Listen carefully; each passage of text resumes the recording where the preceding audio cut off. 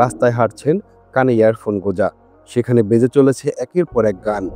এমন সময় হুট করে কোনো গান কিংবা কোনো গানের কিছু অংশ শুনে শরীরে কাঁটা দিয়ে উঠল। পেটের ভেতরে যেন প্রজাপতি উঠতে শুরু করলো। এই পুরো ব্যাপারটির নাম ফ্রিসো। ফ্রেঞ্চ এই শব্দটির অর্থ শিহরিত হওয়া।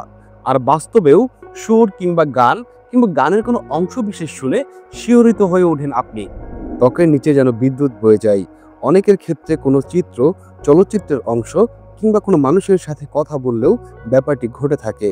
তবে গানের ক্ষেত্রে এই ব্যাপারটি যেন বেশি ঘটে। কিন্তু কেন কেন এমন কিছু ঘটে? এটা কি স্বাভাবিক নাকি অস্বাভাবিক? চলুন জেনে নেই বিস্তারিত। প্রায় 5 যুগ যাবৎ বিজ্ঞানীরা গানের মাধ্যমে মানুষের শিহরিত হওয়ার কারণ খুঁজছেন। নানা রকম ধারণা থেকে সেগুলো সত্যি কিনা সেটাও মিলিয়ে দেখছেন। আর সে গবেষণা থেকেই বেরিয়ে এসেছে অনেকগুলো সম্ভাব্য কারণ। যদি এখনো পর্যন্ত এ ব্যাপারে কাজ করে চলেছেন তারা। অনেকেই ভেবে থাকেন এমন কিছু আমাদের সাথে ঘটে সুরের হঠাৎ বদলে যাওয়ার কারণে। আমরা যেটা আশা করি কোনো গান বা সুর যদি তেমনটাই হয় কিংবা আমাদের আশার একেবারে উল্টো দিকে যায়, তাহলে এমন অনুভূতি অনুভব করাটা স্বাভাবিক। এক্ষেত্রে সুর কিংবা গানের শ্রোতার মানসিক অবস্থাকে ইতিবাচকভাবে প্রভাবিত করে। আমাদের আকাঙ্ক্ষার একেবারে ইতিবাচক বিপরীত কোনো কিছু মানসিকভাবে তাড়িত করে। তবে প্রশ্ন ওঠে পরিচিত সুর বা গানের ক্ষেত্রে।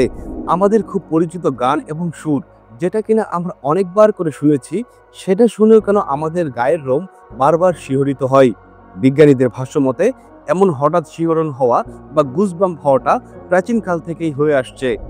তাপমাত্রার বেড়ে যাওয়া বা কমার উপরে নির্ভর করে এমন অনুভূতির মুখোমুখি হতো মানুষ।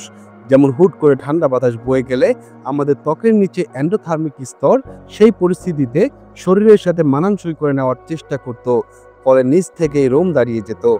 এতে করে শরীর নিজস্বভাবে একটু হলেও উষ্ণ হয়ে পড়ত। ত্বক আবহাওয়ার সাথে মানিয়ে গেলে সেটা আবার আগের অবস্থানে ফিরে যেত। বর্তমানে পোশাক এবং প্রযুক্তি উন্নত হওয়ার কারণে মানুষের মধ্যে এমন অনুভূতি অনুভব করার প্রয়োজনীয়তা কমে এসেছে।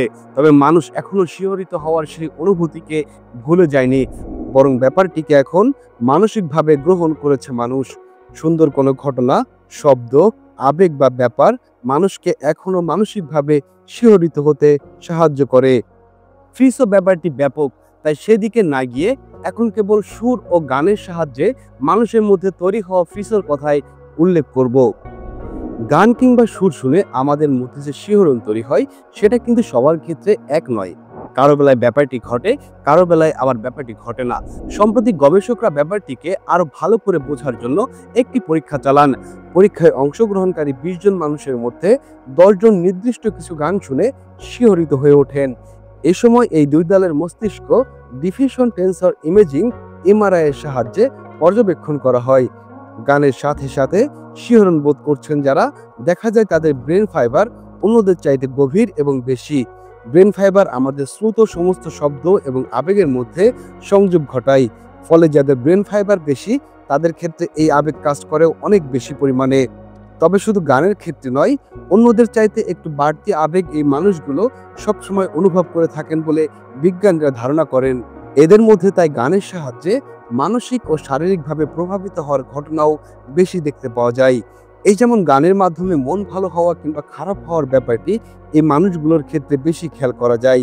শারীরিকভাবে কিংবা মানসিকভাবে খারাপ থাকলেও গান অনেক বেশি সাহায্য করে এদের সেই অবস্থা কাটিয়ে সামনে এগিয়ে যেতে। অবশ্য সেটা হওয়াটাও স্বাভাবিক।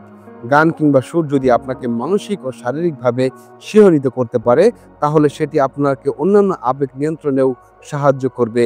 অবশ্য অনেকে বোঝার চেষ্টা করেছেন ফ্রিসো এবং ব্যক্তির মধ্যে কোনো সম্পর্ক আছে কিনা। গবেষকেরা ভেবেছেন যে মানুষ গানের মাধ্যমে আলোড়িত হবে নাকি হবে না সেটা সবার ক্ষেত্রে ঘটবে নাকি ঘটবে না সেটা নির্ভর করে তাদের ব্যক্তিত্বের উপর। কোনো গান কিংবা সুর শুনে মানুষ ফ্রিসো, গুজবাম্পস বা শিহরণ বোধ করবে কিনা সেটা শ্রোতার ব্যক্তিত্বের উপর নির্ভর করে। প্রশ্ন হলো, ফ্রিসো ব্যাপারটি অনেক বেশি অহরহ ঘটে থাকলে এটিকে আমাদের জন্য স্বাভাবিক নাকি না? ফ্রিসো আমাদেরকে প্রভাবিত করে মানসিকভাবে এবং সেখান থেকে শারীরিকভাবেও আমরা ফ্রিসোর মাধ্যমে প্রভাবিত হই।